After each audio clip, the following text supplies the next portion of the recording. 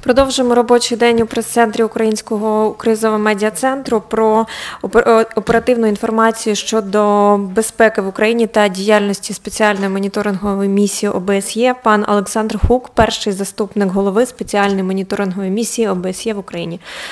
Mr. Hook, the floor is yours.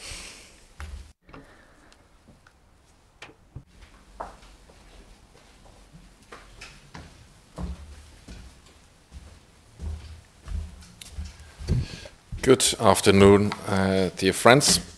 It has yet been again a violent week in eastern Ukraine. Most of the ceasefire violations recorded by the OSCE Special Monitoring Mission last week occurred in 4 hotspots. 40% in the Avdiivka-Yasinova-Donetsk airport triangle, 30% in areas to the east and northeast of Mariupol, 15% in the Popasna-Troitsky-Pervomaisk area, and finally 10% in the areas southwest, south and southeast of Sviatodarsk. But there was some good news. For the 3rd consecutive week now, the OSCE SMM observed a reduction in the level of violence. Last week, the ceasefire violations recorded by the SMM decreased by around 20% compared to the previous week. The reduction was even more notable in terms of the use of Minsk-proscribed weapons. These include mortar, tanks, artillery, including multiple launch rocket systems. Last week, we recorded just about 200 explosions attributable to these proscribed weapons. The previous week, we had recorded more than 600. Of note, about half of the recorded explosions were part of training exercises. This decrease in the level of violence was reflected in the number of civilian casualties.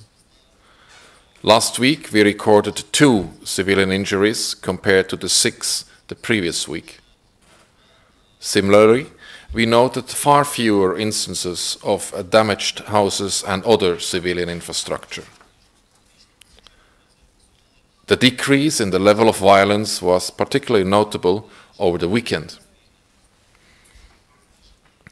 Here in this graph here, you can see how dramatic the decrease was. This low level of violence extended beyond the weekend. The OSCE SMM, in fact, recorded no explosions attributable to Minsk-proscribed weapons for the first 3 days of this week. This sudden decrease followed the sides' commitment to the ceasefire made in the trilateral contact group in Minsk on 29th March and reiterated on 12th of April. That recommitment and the consequent reduction in the level of violence is obviously welcome. One mortar round is one mortar round too many, but one fewer is one closer to a complete cessation of violence. We are a long way away from a complete cessation of violence, but the reduction does show that it is possible. I've made this point here before. If they want to stop it, they can. It is not a question of unresolvable underlying causes. It is a question of will, nothing less.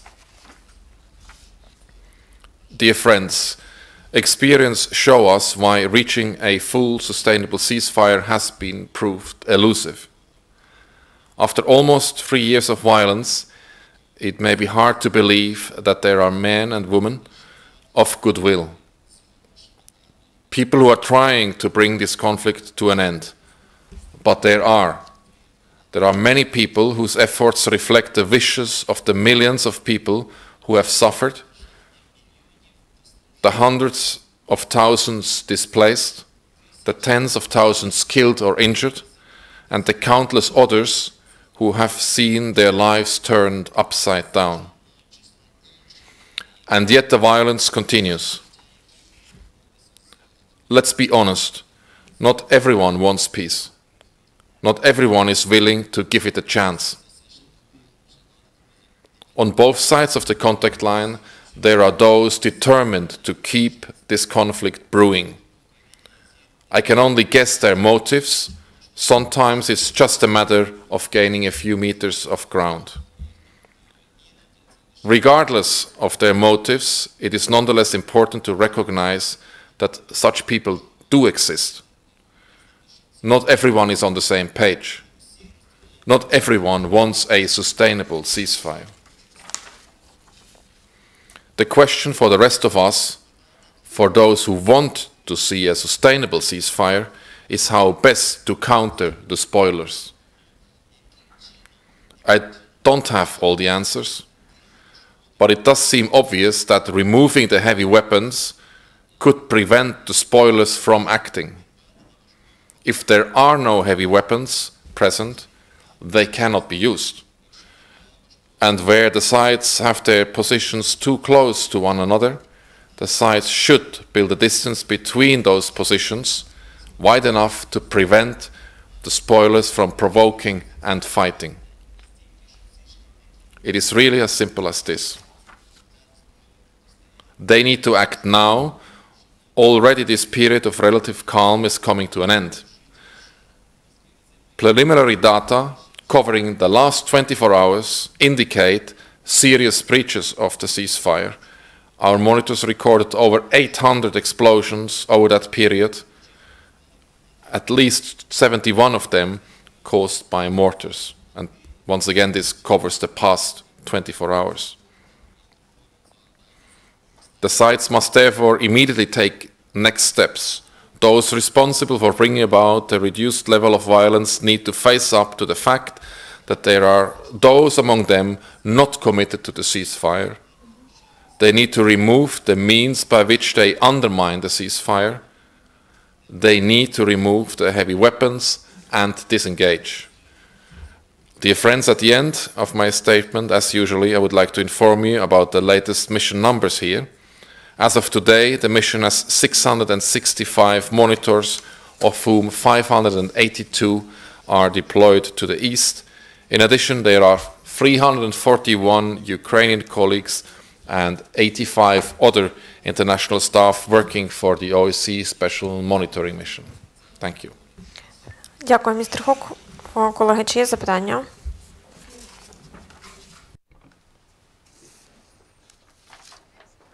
Crimean News, and I have the following question. The leadership of the so-called DPR and LPR claimed that for 9th of May in Donetsk and Lugansk, they are planning to have a parades of military hardware. My question is, have they provided the OSCE SMM with the information about the heavy weapons they are planning to engage in the parade, and whether the OSCE SMM recognizes this parade as a violation of the Minsk agreements? This is not the first time we're dealing with this subject matter. I can confirm that the so-called LPR has informed us of their intention to violate the Minsk agreement. And we have already reported that these weapons are a violation of the Minsk agreement. And we'll continue to report them as a violation of the Minsk agreement as long as they are in violation of what the so-called LPR and others have agreed to.